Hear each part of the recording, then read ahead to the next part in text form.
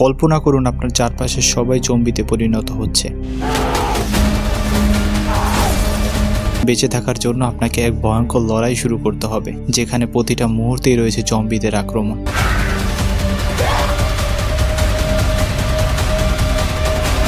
সিনেমার শুরুতেই এক সন্ধ্যায় মার্ক ও তার স্ত্রী জুলিয়ান তার বোনের বাড়িতে বেড়াতে এসেছে।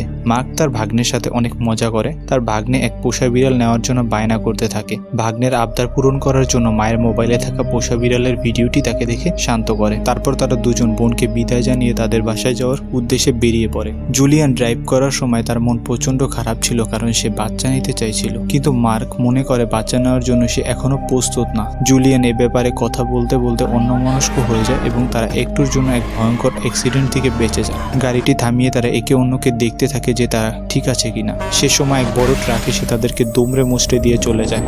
তারপর অনেকদিন পরের দৃশ্য দেখানো হয়, যেখানে মার্ক তার ঘরে শুয়ে আছে। ওঠার পর সে তার বিড়ালকে খাবার দেয়। তখনই বোঝা যায় যে অ্যাক্সিডেন্টের কারণে তার স্ত্রী জুলিয়ান মারা গিয়েছে। টিভিতে তখন জম্বি ভাইরাস সম্পর্কে সবাইকে সতর্ক করা হচ্ছিল, যা কিনা কোভিড-19 পরে আসা সবচেয়ে মারাত্মক ভাইরাস। তখন মার্ক গাড়ি নিয়ে বের হয়ে যায় এবং সে তার গন্তব্যে পৌঁছায়, যেখানে দুজন মেয়ে তার জন্য অপেক্ষা করছিল। আসলে মার্ক তার প্রিয় শখের বোটটি বিক্রি করতে অনলাইনে অ্যাড দিয়েছিল। মার্ক পেপার আনার জন্য বোটের ভেতরে গিয়ে সে তার স্ত্রীর প্রিয় ভ্যাসলেটটি দেখতে পায়। তখন তার স্ত্রীর সাথে কাটানো তাদের সুন্দর স্মৃতিগুলো সে কল্পনা করতে থাকে। সেখান থেকে ফিরে সুপার শপে গিয়ে প্রয়োজনীয় জিনিসপত্র কেনাকাটার পর সে বাসায় ফিরে আসে আর বোটে পাওয়া তার স্ত্রীর ভ্যাসলাইট তার পোষা বিড়ালকে পরিয়ে দেয়। রাতে সে তার বোনের সাথে ভিডিও কলে কথা বলে। সে জানায় বর্তমান পরিস্থিতির কারণে তারা অন্য কোথাও চলে যাবে। ভাইরাস দ্রুত ছড়িয়ে পড়ায় আজ রাতেই তারা বেরিয়ে পড়বে এবং মার্ককে তাদের সাথে যাওয়ার জন্য বলে, কিন্তু সে কোনোভাবেই রাজি হয় না। তার বোন তাকে অনেক অনুরোধ করে। পরদিন সকালে মার্ক জানালা দিয়ে দেখতে পায় আশেপাশের প্রতিবেশীরা কলোনি ছেড়ে কোথাও যেন চলে যাচ্ছে। তাই সে তার বোনের সাথে যাওয়ার সিদ্ধান্ত নেয়। তারপর বিড়ালকে সাথে নিয়ে এসে বেরিয়ে পড়ে। এয়ারপোর্টে পৌঁছে কিছু সময় অপেক্ষা করার পর সে ইমিগ্রেশন লাইনে এসে দাঁড়ায়। তারপর বোনকে জানিয়ে দেয় খুব শীঘ্রই তার কাছে সে পৌঁছে যাবে। তখনই হঠাৎ করে তাদের ফ্লাইট সহ বাকি সব ফ্লাইট ক্যান্সেল হয়ে যায়। মার্কের ফোনে ভাইরাসের হাইলি নোটিফিকেশন আসে বর্তমান শহরে ভাইরাস ছড়িয়ে পড়েছে। তার বোন তাকে ফোন দিয়ে জানায় সব জায়গায় ফ্লাইট বন্ধ করে দেওয়া হয়েছে এবং তাকে দ্রুত বাসায় যেতে বলে।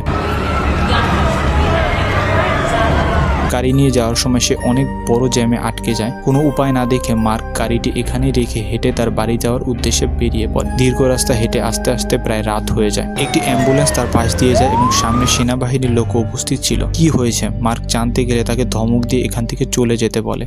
একটু পর মার্ক প্রথম ভাইরাস আক্রান্ত এক ব্যক্তিকে দেখে একদমই হতবাক হয়ে যায়, কারণ এই লোকটা তার পরিচিত, কিন্তু বর্তমানে তার অবস্থা একটা পাগলা কুকুরের মতো। পরদিন সকালে তার বোন তাকে ফোন করে জানায় বর্তমানে এয়ারপোর্ট খোলার কোনো সম্ভাবনা নেই। চারদিকের পরিস্থিতি খুবই খারাপ। সবকিছু কন্ট্রোল করার জন্য সরকার সবাইকে বাড়ি থেকে সেভ করতে চায়, কিন্তু তার বোন তাকে সেখানে যেতে নিষেধ করে। কিন্তু পরবর্তীতে সেখানে পরিস্থিতি আরো বেশি খারাপ হতে পারে। তারপর তার কাছে একটি নোটিফিকেশন আসে, যেখানে জানানো হয় দুপুর 2টার পর শহরের সমস্ত কিছু বন্ধ করে দেওয়া হবে। তারপর সে প্রয়োজনীয় জিনিসপত্র কিনতে সুপার মার্কেটে যায়। সেখানে গিয়ে দেখে যে রীতিমতো লুটপাট শুরু হয়ে গেছে। যে যার ইচ্ছে মতো জিনিসপত্র নিয়ে চলে যাচ্ছে। তারপর সে তার খাবার এবং বিড়ালের খাবার নিয়ে বাহিরে আসার পর দেখতে পায় এক পুলিশ তার হাতে মারাত্মক জখম নিয়ে সুপার মার্কেটের ভিতরে গিয়ে নিজেকে লক করে রাখে। তখন সেখানে জম্বিদের আক্রমণ শুরু হয়। মাইকের সামনে একটি জম্বি এক পুলিশ অফিসারের উপর আক্রমণ করে।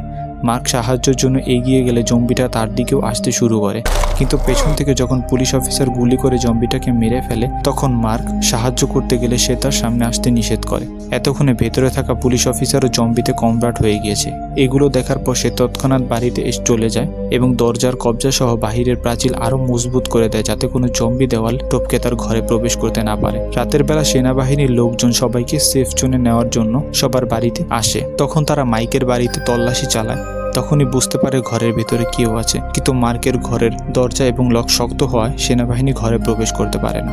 2 সপ্তাহ এভাবেই কেটে যায়। এদিকে তার খাবারগুলো প্রায় শেষ হয়ে গেছে। মার্ক তার বোনকে অনেকগুলো মেসেজ পাঠায় যে তার এখন কি করা উচিত, কিন্তু গভর্নমেন্ট নেটওয়ার্ক বন্ধ করে দিয়েছে, যার কারণে সে তার বোনের সাথে কোনো যোগাযোগ করতে পারে না। কোনো উপায় না দেখে সে তার ড্রাইভিং স্যুট পরে নেয় এবং সাথে কিছু অস্ত্র নিয়ে খাবারের সন্ধানে বাইরে চলে আসে। সে তার প্রতিবেশীদের ঘরে ঢুকে খাবারের সন্ধান করতে থাকে, কিন্তু কোনো ঘরে এসে খাবার খুঁজে পায় না। তার তারপর একটা ঘরে গিয়ে জুলিয়ান নামক এক বৃদ্ধাকে দেখতে পায় যে কিনা হাঁটতে পারে না দেখে সেনাবাহিনীর সাথে কোয়ারেন্টাইনে যেতে পারেনি, কিন্তু তার কাছে আশেপাশের প্রতিবেশীর প্রত্যেকের খবর ছিল। কোন কোন ঘরে খাবার পাওয়া যেতে পারে তার কথা অনুযায়ী সে আশেপাশের ঘরগুলোতে খোঁজ নিতে থাকে। কিছু খাবার সংগ্রহ করে একটি বাড়িতে গিয়ে সে একটা বাইক পেয়ে যায়, যার ফলে সে দ্রুতই অন্যান্য বাড়ি থেকে খাবার সংগ্রহ করে।